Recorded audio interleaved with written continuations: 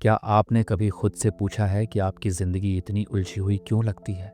हर दिन एक ही दौड़ भाग, एक ही सोच और हर बार वही अधूरापन। हम या तो बीते हुए कल में खोए रहते हैं या आने वाले कल की चिंता में डूबे रहते हैं। लेकिन क्या आपने कभी इस पल को पूरी तरह से जिया है ना?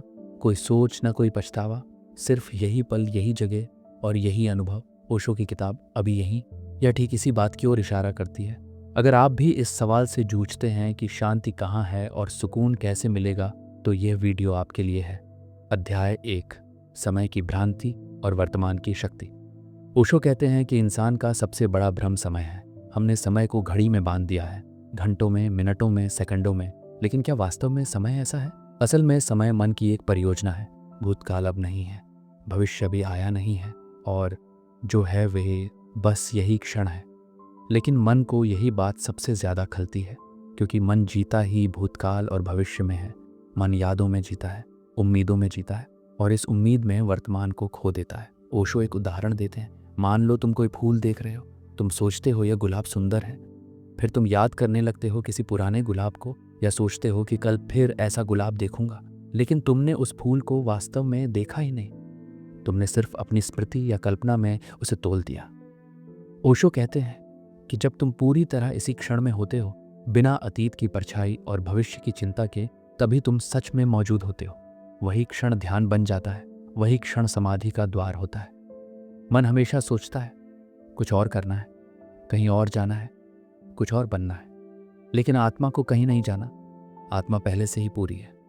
जो कुछ भी है वह अभी के भीतर ही पूरा है। वर्तमान को पूरी तरह जीना ही ध्यान है।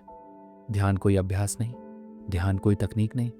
ध्यान जीवन जीने की एक सहज विधि है। तुम जितना इस क्षण में उतरते हो, उतने ही तुम अपने सत्य के करीब आते हो। ओशो यह भी बताते हैं कि जब तुम अभी में होते हो तो तुम्हारा समय खत्म हो जाता है। फिर ना तुम्हें जल्दी होती है ना देरी। फिर तुम जीवन के साथ बहते हो। न तुम किसी लक्ष्य की ओर भागते हो, न किसी पछतावे से लड़ते हो। यही शांति है, यही मुक्ति है। अगर सब कुछ इसी क्षण में है, तो फिर हम हर बार इसे छोड़कर कहीं और क्यों भागते हैं? क्या मन की इस आदत को रोका जा सकता है, या उसे ही साधना में बदला जा सकता है? ओशो अगले अध्याय में इसी सवाल का उत्तर देते हैं। अध्याय 2, यही होना क्या वास्तव में कहीं पहुंचना है? ओशो इस अध्याय की शुरुआत एक सीधी सी बात से करते हैं। हमेशा हम यह सोचते हैं कि कहीं और पहुंचने से कुछ बदल जाएगा। शायद जब हम किसी पहाड़ पर होंगे, जब किसी मंदिर में होंगे, या जब किसी गुरु के पास होंगे, तब हमें सच्चाई मिलेगी। लेकिन ओशो पूछते हैं, क्या तुम जहां हो वहां पूरी तरह हो भी? मन की एक आदत है लगातार भागते रहना। शरीर यही होता है, लेकिन मन या तो अतीत में भटक रहा होता है या भविष्य में दौड़ रहा होता है। ओशो कहते हैं कि ये जो भागना है, यही हमारी पीड़ा है। यही होने का अर्थ ये नहीं कि आप बाहर से कहीं नहीं जाएंगे, बल्कि इसका अर्थ है कि आप भीतर से पूरी तरह उपस्थित हों। आप जो कर रहे हैं उसमें पूरी तरह से हों। आप जो देख रहे हैं उसे बिना किसी व्याख्या के देखें। आप जहां बैठे हैं वहां सच में बैठें।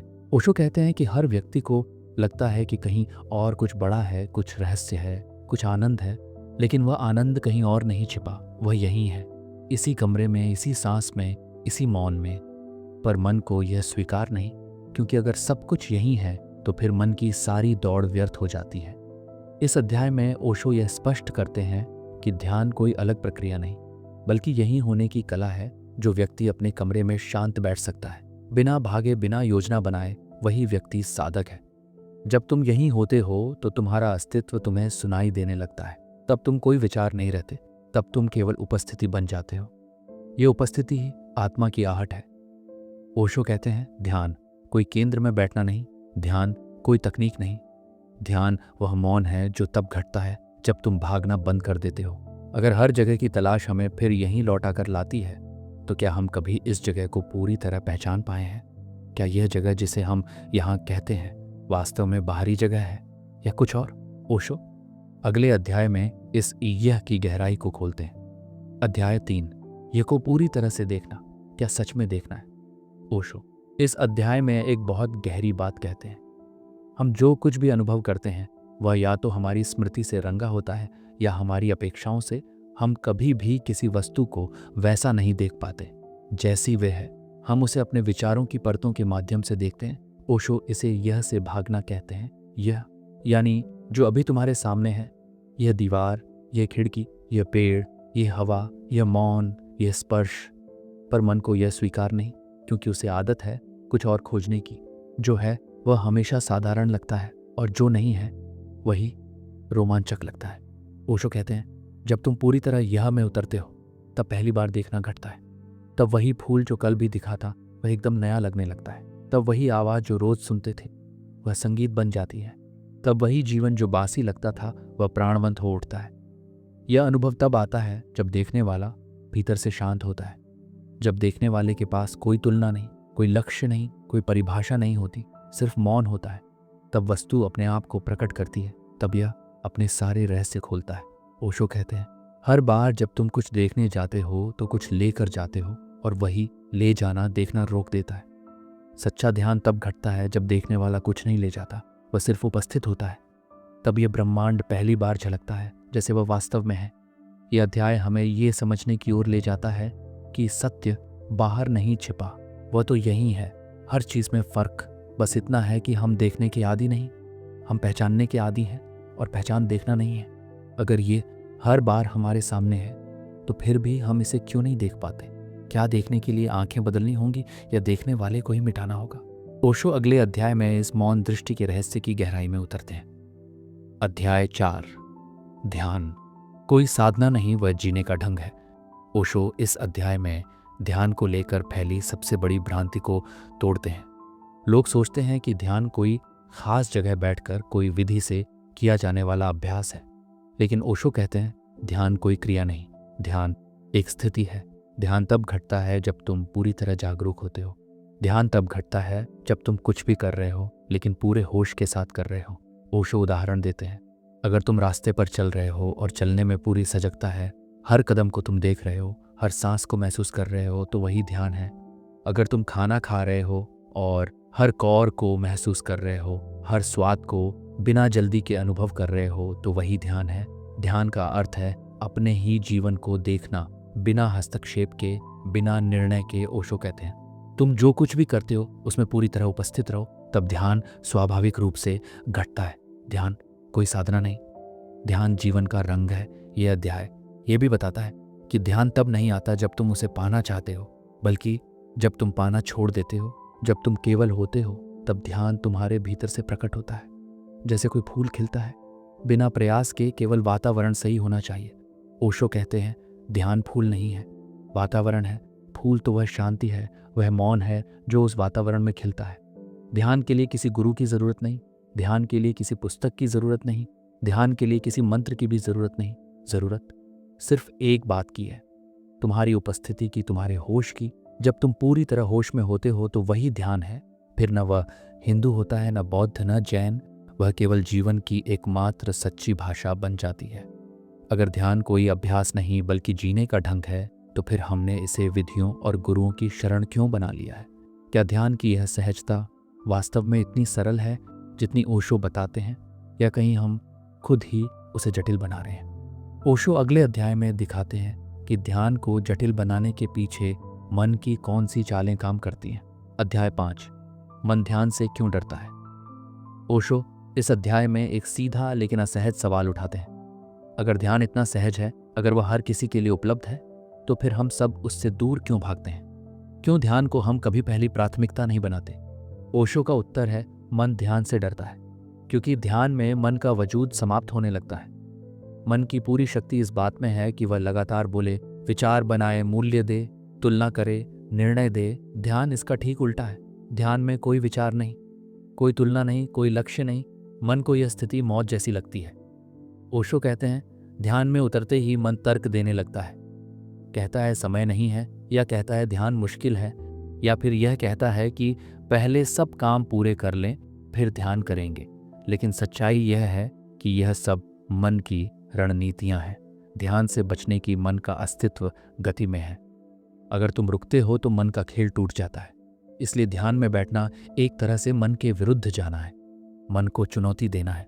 यही कारण है कि ध्यान से पहले बेचैनी आती है, घबराहट आती है, और बहुत लोग यहीं से पीछे हट जाते हैं। ओशो कहते हैं अगर तुम इस घबराहट को देख सको, अगर तुम इससे डरे बिना बैठे रह सको, तो यह खुद ही बीत जाती है, और जो बचता है वह ध्यान है। ध्यान कोई उपलब्धि नहीं, ध्यान वह शून्यता है जो तब प्रकट होती है जब मन थक कर चुप हो जाता है।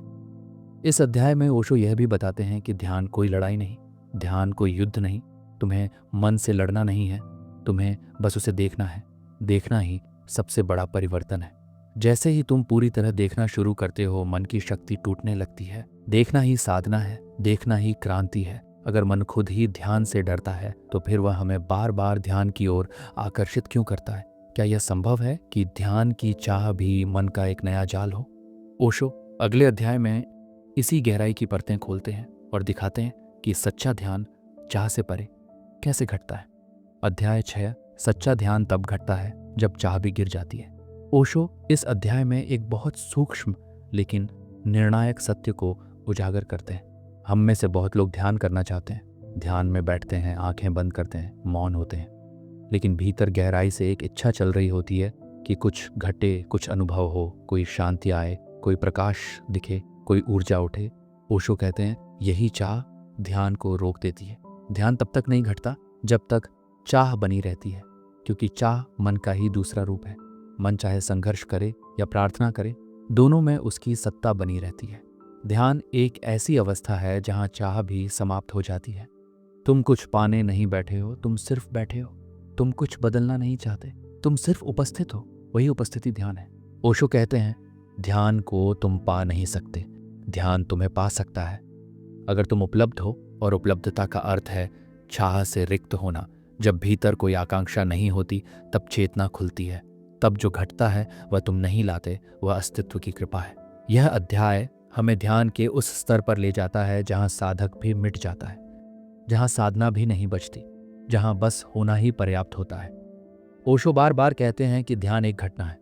तुम उसे बुला नहीं सकते, तुम सिर्फ अपने भीतर एक मौन जगह बना सकते हो जहां वह स्वयं घट सके। तुम्हारी कोशिश बस इतनी होनी चाहिए कि तुम अपनी कोशिश भी छोड़ सको। यही विरोधाभास ध्यान की गहराई है। तुम प्रयास करके वहां तक पहुंचते हो जहां तुम प्रयास भी छोड़ देते हो। ध्यान तब घटता है जब न तुम हो, न कोई प्रश्न हो, न कोई चाह हो। तब जो बचता है वह सत्य है, वही मुक्ति है, वही आनंद है। अगर चाह भी ध्यान में बाधा है तो फिर क्या? ध्यान की खोज भी एक रुकावट है। क्या यह संभव है कि जब हम ध्यान छोड़ देते हैं तभी ध्यान घटता है? ओशो अगले अध्याय में इस विसर्जन की पराकाष्ठा को उजागर करते हैं, जहां मैं भी पूरी तरह पिघल जाता है। अध्याय 7, जब मैं पिघलता है तब यह प्रकट होता है। ओशो इस अध्याय की शुरुआत एक गहरे कथन से करते हैं। जब तक मैं है तब तक सत्य नहीं है, और जैसे ही मैं गिरता है वैसे ही सब कुछ स्पष्ट हो जाता है। लेकिन यह मैं गिरता नहीं, यह पकड़ता है, यह हर जगह घुस जाता है। यहाँ तक कि ध्यान में भी लोग कहते हैं मैं ध्यान कर रहा हूँ, मैं शांत होना चाहता हूँ, मैं मुक्त होना चाहता हूँ। ओशो कहते हैं यही मैं ध्यान में सबसे बड़ी दीवार है। ध्यान में जाने के लिए मैं को गलाना पड़ता है। वह धीरे धीरे पिघलता है, जैसे बर्फ की तरह धीरे धीरे वह मिटता है, और उस रिक्तता में यह प्रकट होता है। ओशो बताते हैं यह किसी अनुभव का नाम नहीं, यह कोई विचार नहीं, यह कोई वस्तु नहीं, यह तो बस शुद्ध उपस्थिति है, जहाँ कोई केंद्र नहीं बचता, जहाँ कोई मालिक नहीं रहता, जहाँ कोई कहने वाला नहीं बचता कि कुछ घटा। इस अध्याय में ओशो ध्यान की उस अंतिम अवस्था को छूते हैं जहाँ केवल होना बचता है, जहाँ न ध्यान करने वाला होता है न ध्यान का अनुभव करने वाला, जहाँ सब कुछ एक हो जाता है। यही अद्वैत है, यही निर्वाण है। ओशो कहते हैं जब तुम पूरी तरह से मैं को छोड़ देते हो तब तुम पहली बार अस्तित्व को बिना दीवारों के देखते हो। तब कोई दूरी नहीं बचती। देखने वाले और देखे जाने के बीच तब दृष्टा ही दृश्य बन जाता है, तब प्रश्न करने वाला ही उत्तर हो जाता है, और वही क्षण शाश्वत हो जाता है। मैं केवल एक आदत है, वे बार बार लौटता है, लेकिन अगर तुम उसे बार बार देखो, अगर तुम उसे पहचानो, तो धीरे धीरे उसकी पकड़ ढीली होने लगती है, और एक दिन वह चुपचाप चला जाता है, बिना शोर के, बिना घोषणा के। तब जो बचता है वह ध्यान नहीं, वह ध्यान का पार है। अगर मैं ही सबसे बड़ी दीवार है तो क्या ध्यान का अंतिम उद्देश्य स्वयं को मिटा देना है? और जब मैं पूरी तरह मिट जाए तो क्या बचता है? जो जीता है, जो देखता है, जो जानता है। ओशो अगले अध्याय में उस रहस्य की बात करते हैं जिसे शब्दों में नहीं कहा जा सकता, लेकिन जिसे पूरी उपस्थिति से जिया जा सकता है। अध्याय 8, शब्द जहां रुक जाते हैं वहीं से यह शुरू होता है। ओशो इस अंतिम अध्याय में उस सीमा रेखा को छूते हैं जहां तक भाषा जा सकती है और जहां से मौन शुरू होता है। वे कहते हैं कि अब तक जो भी कहा गया वह बस इशारा था जो कहा नहीं जा सकता। वही वास्तव में सत्य है। जो शब्दों में आता है वह मन के लिए है, और जो शब्दों से परे है वह अस्तित्व के लिए। यह अध्याय पाठक को सीधा मौन के द्वार तक लाता है। ओशो कहते हैं, जब तुम यह को शब्दों में ढालते हो तो वह पहले जैसा नहीं रहता, वह विकृत हो जाता है। इसलिए सारे उपनिषद मौन में समाप्त होते हैं। इसलिए बुद्ध उपदेश देते देते एक दिन चुप हो जाते हैं। इसलिए रजा बाबा गूंगे हो जाते हैं, क्योंकि जो असली है उसे कहा नहीं जा सकता, केवल जिया जा सकता है। ओशो चेतावनी देते हैं, जो शब्दों को पकड़ लेते हैं वे चूक जाते हैं, जो मौन को पकड़ लेते हैं वे भी चूक जाते हैं, क्योंकि मौन को पकड़ना भी एक प्रयास है। तुम केवल उसे होने दे सकते हो। जैसे ही तुम हो जाते हो मौन घटता है, और जब मौन घटता है तो ये प्रकट होता है। यह कोई वस्तु नहीं, कोई अनुभव नहीं, यह कोई सिद्धि नहीं, यह केवल होना है, शुद्ध होना, निर्मल होना, जहाँ कुछ नहीं फिर भी सब कुछ है। ओशो कहते हैं, यह न हिंदू है, न मुसलमान, न बौद्ध, न ईसाई, न धार्मिक, न अधार्मिक। ये तो बस जीवन है जैसा वह है, अविभाज्य, अबोध, निर्मम, निर्मल। इस अध्याय के अंत में ओशो मौन की ओर नहीं बल्कि मौन में प्रवेश करते हैं। अब कोई उपाय नहीं दिया जाता, कोई साधना नहीं सिखाई जाती, सिर्फ उपस्थित होने का आमंत्रण है। सिर्फ एक स्पेस है जहां सुनने वाला और कहने वाला दोनों मिट जाते हैं। अगर सत्य शब्दों से परे है और मौन ही अंतिम द्वार है, तो क्या अब कुछ जानना भी शेष है, या क्या अब समय है सब जानना छोड़कर उस मौन में डूब जाने का जो कभी कहा नहीं जा सकता, केवल जिया जा सकता है। अध्याय 9, समर्पण का अर्थ है अब और कुछ बाकी नहीं रहा। ओशो इस अध्याय में समर्पण की उस स्थिति को उजागर करते हैं जो ध्यान की अंतिम परिणति है। वह कहते हैं, ध्यान में जब चाह गिरती है, जब मैं गलता है, जब मौन प्रकट होता है, तो फिर एक और परत बचती है, और वह है स्वयं को समर्पित कर देने की अंतिम छलांग। यह समर्पण किसी व्यक्ति के प्रति नहीं, किसी भगवान के प्रति नहीं, यह समर्पण अस्तित्व के प्रति है, उसके प्रति जो है, जैसा है, जहां है। ओशो कहते हैं, ये वही क्षण होता है जब भीतर कोई सवाल नहीं बचता, कोई खोज नहीं बचती, यहाँ तक कि ध्यान करने वाला भी नहीं बचता। अब कुछ करने को नहीं, कुछ कहने को नहीं, कुछ जानने को नहीं, तुम बस हो, और इस होना ही अंतिम समर्पण है। ये समर्पण कोई कृत्य नहीं, कोई निर्णय नहीं, ये तो जैसे जब सारी ऊर्जा थक कर शांत हो जाती है तब अपने आप घटता है। तुम पिघलते हो, तुम बहते हो, तुम मिटते हो, और अस्तित्व तुम्हारे भीतर उतर आता है। ओशो कहते हैं, जिस दिन तुमने खुद को अस्तित्व के हवाले कर दिया, उस दिन पहली बार जीवन तुम्हारे भीतर उतरता है। अब तुम अलग नहीं, अब तुम लहर नहीं, अब तुम सागर हो। यह समर्पण डराता है, क्योंकि इसमें कुछ भी सुरक्षित नहीं रहता, कोई नियंत्रण नहीं रहता। लेकिन ओशो कहते हैं, यही समर्पण एकमात्र मुक्ति है। यही वह क्षण है जहां ध्यान नहीं रहता, ध्यान और ध्यानी एक हो जाते हैं। शेष रह जाता है केवल यह। अगर अंतिम अवस्था में कुछ भी हमारा नहीं बचता, तो क्या जीवन जीना भी अब हमारे हाथ में नहीं रहता? क्या समर्पण के बाद भी कुछ करना बचता है, या सब कुछ अस्तित्व स्वयं करने लगता है? ओशो अगले अध्याय में उस स्थिति की बात करते हैं जहां समर्पण के बाद जीवन कैसा होता है, और उस जीवन की दिशा कौन तय करता है। अध्याय 10, जब जीवन स्वयं जीने लगता है। ओशो इस अंतिम अध्याय में उस स्थिति का वर्णन करते हैं जो समर्पण के बाद आती है, जहां व्यक्ति अब जीवन को नियंत्रित नहीं करता, अब वह कुछ नहीं तय करता, अब वह बस बहता है, जैसे नदी बहती है, जैसे हवा बहती है, जैसे फूल खिलते हैं और मुरझा जाते हैं। अब जीवन व्यक्ति के माध्यम से स्वयं को जीता है। ओशो कहते हैं, ये जीवन नियोजित नहीं होता, ये जीवन योजनाओं से नहीं चलता, ये क्षण दर क्षण घटता है, और हर क्षण नया होता है, अचानक होता है, अनियंत्रित होता है, लेकिन उसी में सबसे सुंदर, सबसे सच्चा, सबसे जीवंत होता है। इस अवस्था में व्यक्ति क्रिया करता है लेकिन करने वाला नहीं होता, बोलता है लेकिन कहने वाला नहीं होता, चलता है लेकिन चलने वाला नहीं होता। यही ध्यान का पूर्ण फल है, जहां अहम मिटता है और रह जाता है केवल शुद्ध जीवन। ओशो कहते हैं, अब न कोई भविष्य है, न कोई भूत, अब सिर्फ अभी है, और यह अभी ही अनंत है। इसी में सब कुछ समाया है। यही निर्वाण है, यही मोक्ष है, यही प्रेम है, और यही आनंद है। इस अध्याय में ओशो ये भी बताते हैं कि अब तुम साधक नहीं रहे, अब तुम केवल माध्यम हो। अब जीवन तुम्हारे जरिए प्रेम करेगा, सृजन करेगा, मौन बोलेगा। अब तुम कोई नहीं, फिर भी सब कुछ हो। अगर जीवन अब स्वयं जीता है, तो फिर क्या उत्तरदायित्व भी अब अस्तित्व का है? क्या अब सही गलत, सुंदर असुंदर की दृष्टि भी मिट जाती है? और क्या इसी बिंदु पर जीवन पहली बार पूर्णता को छूता है? ओशो के विचारों में यह पूर्णता कैसी होती है? क्या यह शांति है या क्या यह अंतहीन आरंभ है? अध्याय 11। जब कुछ भी करने की जरूरत नहीं रह जाती, ओशो इस अध्याय में एक अत्यंत विरोधाभासी लेकिन अंतिम सत्य की ओर संकेत करते हैं। वे कहते हैं, ध्यान, तप, साधना, समर्पण सब तब तक उपयोगी हैं जब तक भीतर करने की आकांक्षा है, लेकिन जब जीवन स्वयं को जीने लगता है, जब कोई ध्यान ही नहीं बचता, कोई चाह नहीं बचती, कोई प्रश्न नहीं रहता, तब एक नया बोध जन्म लेता है कि अब कुछ भी करने की जरूरत नहीं है। ये कोई निष्क्रियता नहीं, यह आलस्य नहीं, यह नकार नहीं, यह पूर्ण स्वीकृति की स्थिति है, जहां तुम जो कुछ भी हो, जैसे भी हो, उसी में पूरी तरह पर्याप्त हो।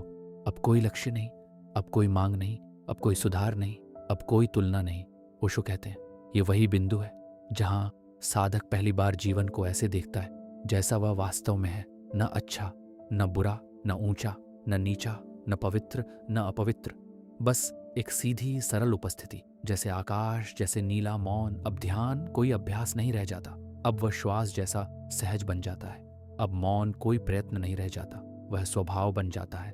अब प्रेम कोई संबंध नहीं रह जाता, वह अस्तित्व बन जाता है। इस स्थिति में व्यक्ति कुछ भी नहीं जोड़ता, न भीतर न बाहर, वह सिर्फ बहता है, जैसे हवा बिना दिशा के बहती है, जैसे सूर्य बिना प्रयत्न के उगता है, जैसे फूल बिना संकल्प के खिलते हैं। ओशो कहते हैं, जब कुछ भी करने की जरूरत नहीं रहती, तब पहली बार जीवन की पूर्णता अनुभव होती है। अब कोई यात्रा नहीं, अब कोई साधना नहीं, अब केवल होना है, और यही होना परम है, यही परमात्मा है। अगर अब कुछ भी करने की जरूरत नहीं है, तो क्या जीवन अब स्थिर हो गया है, या क्या ये वही क्षण है जब जीवन पहली बार वास्तव में बहना शुरू करता है? क्या यह शांति अंत है, या क्या यह अंतहीन गहराई की शुरुआत है? ओशो अगले अध्याय में उस अंतिम मौन की बात करते हैं, जिसे जानकर सब जानना व्यर्थ हो जाता है और जिसे जीकर ही जीवन को अर्थ मिलता है। अध्याय 12, मौन ही अंतिम उत्तर है। ओशो इस अध्याय की शुरुआत एक स्पष्ट वाणी से करते हैं। वे कहते हैं कि अब तक जो भी कहा गया, जो भी समझाया गया, जो भी अनुभव करवाया गया, वह सब केवल वहां तक पहुंचाने के लिए था जहां अब कोई उत्तर नहीं बचता, जहां अब कोई प्रश्न नहीं उठता, जहां अब मौन ही शेष रह जाता है। ये मौन शब्दों की अनुपस्थिति नहीं है, ये विचारों का रुक जाना नहीं है, यह मौन अस्तित्व की उपस्थिति है। यह वह मौन है जिसमें कोई विभाजन नहीं, न अंदर न बाहर, न समय न काल, न मैं न तू, बस मौन। ओशो कहते हैं कि यह मौन किसी ध्यान से नहीं आता, ये किसी साधना से नहीं आता। यह तब आता है जब सब साधन छूट जाते हैं, जब साधक ही नहीं बचता। यह मौन हमारी चेतना की सबसे गहरी तह पर है।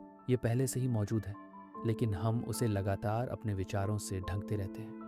इस अध्याय में ओशो उस मौन की ओर इंगित करते हैं जो ध्यान से भी परे है, जो समाधि से भी आगे है, जहां व्यक्ति स्वयं को भी भूल जाता है। और पहली बार वह है जो सदा से था, जिसे कहा नहीं जा सकता, जिसे सिखाया नहीं जा सकता, जिसे केवल जिया जा सकता है। ओशो कहते हैं, ध्यान अभ्यास है, मौन अनुग्रह है, ध्यान द्वार है, मौन घर है, ध्यान यात्रा है, मौन घर लौटना है। इस मौन में न कोई अनुभव होता है, न कोई अनुभवी बचता है। अब बस शांति है, गहराई है, निर्वचनता है, वही निर्वाण है, वही परम सत्य है। यही वह ये है जिसकी ओर यह पूरी पुस्तक इशारा करती रही। अगर मौन ही अंतिम उत्तर है, तो क्या अब प्रश्न पूछना भी व्यर्थ है, या क्या इसी मौन में सबसे बड़ा रहस्य छिपा है, जिसे केवल कोई मौन ही समझ सकता है?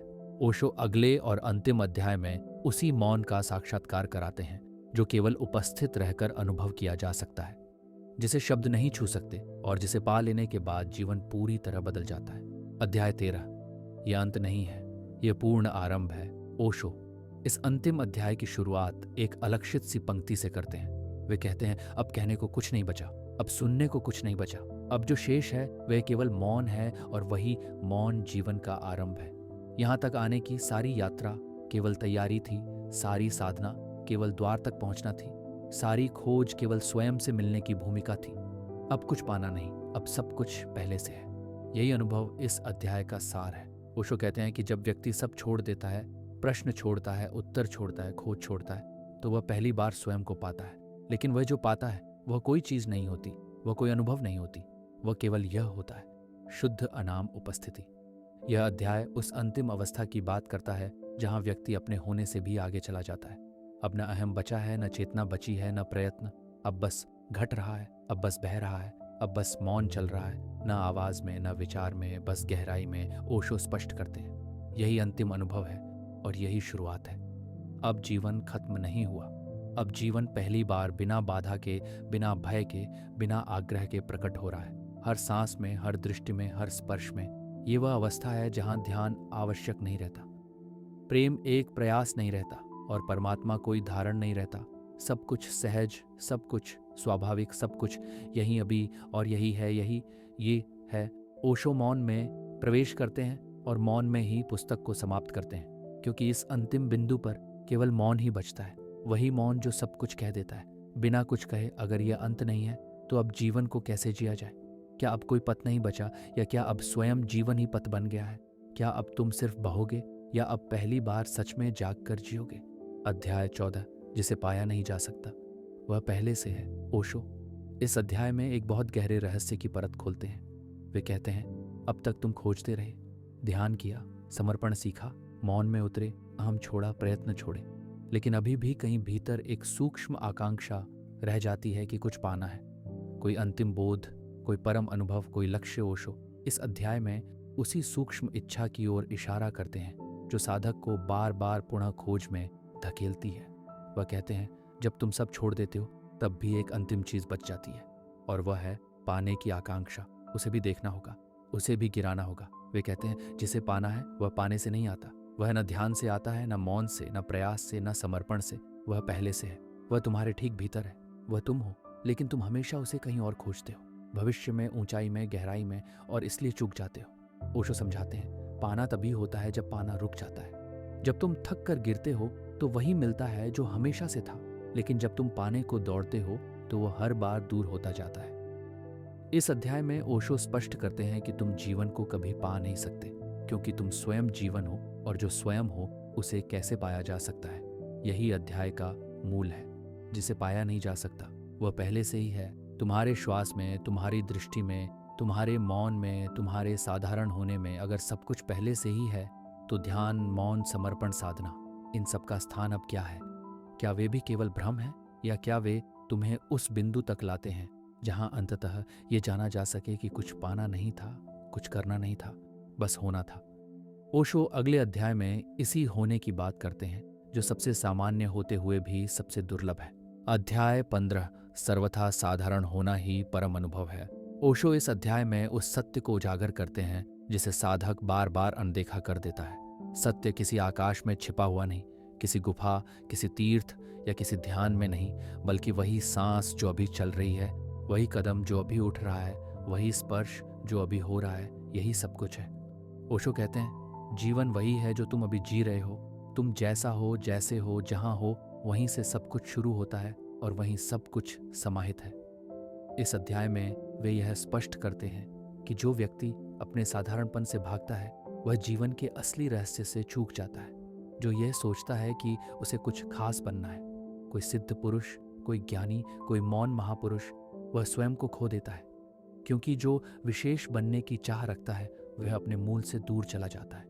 ओशो समझाते हैं, परम अनुभव कोई उपलब्धि नहीं, कोई प्रमाण पत्र नहीं, कोई पहचान नहीं, वह तो स्वयं को पूरी तरह भूल जाने में है। जहां तुम साधारण हो जाते हो, इतने साधारण कि कोई तुम्हें अलग से देख भी न पाए, इतने साधारण कि तुम आकाश की तरह अदृश्य हो जाओ। ये वही अवस्था है जहां तुम किसी भूमिका में नहीं हो, न साधक, न ज्ञानी, न प्रेमी, न भक्त, बस एक शुद्ध उपस्थिति जहां कोई दावा नहीं, कोई आकांक्षा नहीं, कोई धारण नहीं। तुम हो, लेकिन तुम्हारा होना ही मौन बन चुका है। ओशो कहते हैं, जो व्यक्ति वास्तव में साधारण हो जाता है वही सच्चा ज्ञानी है, वही पूर्ण प्रेम है, वही स्वयं परमात्मा का रूप है, क्योंकि अब कुछ छिपा नहीं, कुछ थमा नहीं, कुछ बना नहीं, सब कुछ उसी तरह बह रहा है जैसा वह था, जैसा वह है, जैसा वह सदा रहेगा। अगर सबसे बड़ा अनुभव वही है जो सबसे साधारण है, तो फिर अब जानने योग्य क्या बचता है? क्या यह साधारणपन ही परम शांति है, या इसके पार भी कोई अज्ञात मौन रह गया है? क्या अभी भी कुछ देखा जाना बाकी है, या अब देखने वाला ही मिट चुका है? ओशो अगले अध्याय में उस अंतिम दृष्टि की बात करते हैं जिसमें देखने वाला भी नहीं होता और फिर भी सब कुछ पूरी स्पष्टता से देखा जाता है। अध्याय 16, जब देखने वाला नहीं बचता तब दृष्टि पूरी होती है। ओशो इस अध्याय की शुरुआत एक सीधी बात से करते हैं। वे कहते हैं, तुम जीवन को देखना चाहते हो, तुम सत्य को समझना चाहते हो, तुम अनुभव करना चाहते हो, लेकिन एक चीज हमेशा बीच में खड़ी रहती है, तुम स्वयं। वे कहते हैं, जब तक देखने वाला बचा है तब तक जो देखा जा रहा है वह विकृत है। जब तक देखने वाला अपनी धारणाओं, स्मृतियों, आकांक्षाओं और भय के साथ मौजूद है, तब तक उसकी दृष्टि शुद्ध नहीं हो सकती। इस अध्याय में ओशो उस बिंदु पर ध्यान खींचते हैं जहां साधक की दृष्टि तो बचती है, लेकिन दृष्टा मिट जाता है। अब कोई कहने वाला नहीं होता, अब कोई सुनने वाला नहीं होता, अब केवल कहा जा रहा होता है, सुन लिया जा रहा होता है, हो रहा होता है। ये वह अवस्था है जहां न मैं बचता हूं, न तू, जहां न भीतर कुछ होता है न बाहर, सब कुछ एक समग्रता में घट रहा होता है। अब जीवन देखने की वस्तु नहीं रह जाता, अब जीवन स्वयं को देख रहा होता है।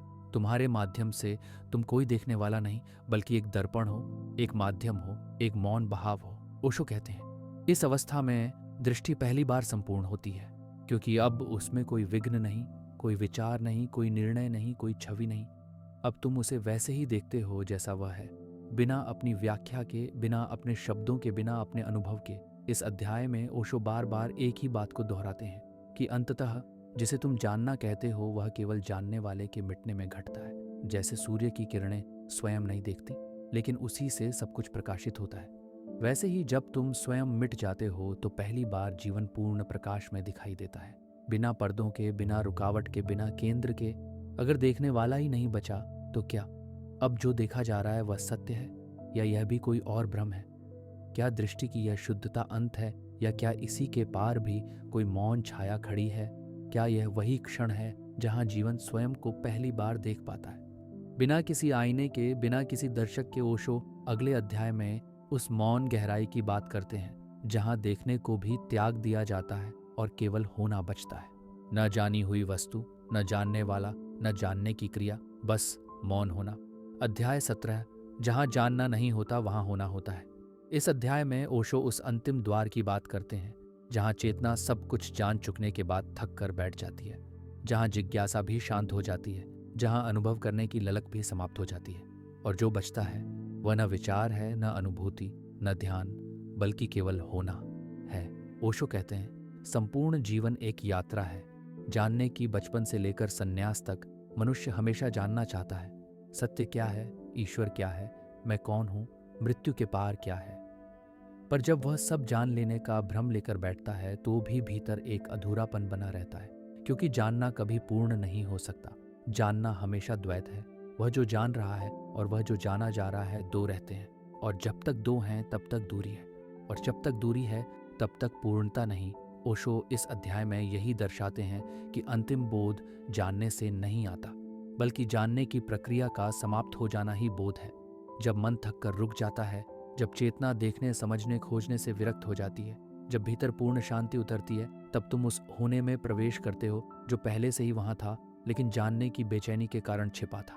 यह होना कोई अनुभव नहीं है, क्योंकि अनुभव करता नहीं बचता। यह न शांति है न आनंद, यह उनसे भी परे है। यह वह स्थिति है जहां तुम कुछ नहीं हो लेकिन सब कुछ हो, जहां तुम अदृश्य हो लेकिन संपूर्ण अस्तित्व तुम्हारे माध्यम से खिलता है। ओशो स्पष्ट करते हैं ये वह क्षण है जब तुम जीवन से एक हो जाते हो। न कोई द्वार है, न कोई यात्रा, न कोई लक्ष्य, अब केवल यही क्षण, यही मौन, यही उपस्थिति, और यही यह है। इस अध्याय में वे कहते हैं बुद्ध ने इसे निर्वाण कहा, लाओ त्से ने इसे वू वे कहा, कबीर ने कहा सहज अवस्था। लेकिन ओशो इस अनुभव को किसी शब्द में बांधते नहीं, वे इसे केवल मौन में जीने को कहते हैं, क्योंकि यह जो कुछ भी है वह केवल जी कर जाना जा सकता है, कहा नहीं जा सकता। यह अध्याय पाठक को भीतर के उस बिंदु तक लाता है जहां अब और कोई तलाश बाकी नहीं रहती। अब केवल मौन स्वीकार है, अब कोई प्रश्न नहीं, कोई उत्तर नहीं। अब तुम स्वयं उत्तर बन चुके हो और तुम्हारा मौन ही प्रश्नों को मिटा देता है। अब कोई शब्द बाकी नहीं, बस मौन है, बस यह क्षण है, बस तुम हो। अगर यह यात्रा तुम्हारे भीतर कुछ गहराई ले आई हो तो इसे केवल सुनो, नहीं जियो। हर दिन हर सांस में इस वीडियो को शेयर करो, चैनल को सब्सक्राइब करो और कमेंट में बताओ क्या तुम अब भी खोज में हो या मिल गए हो। धन्यवाद।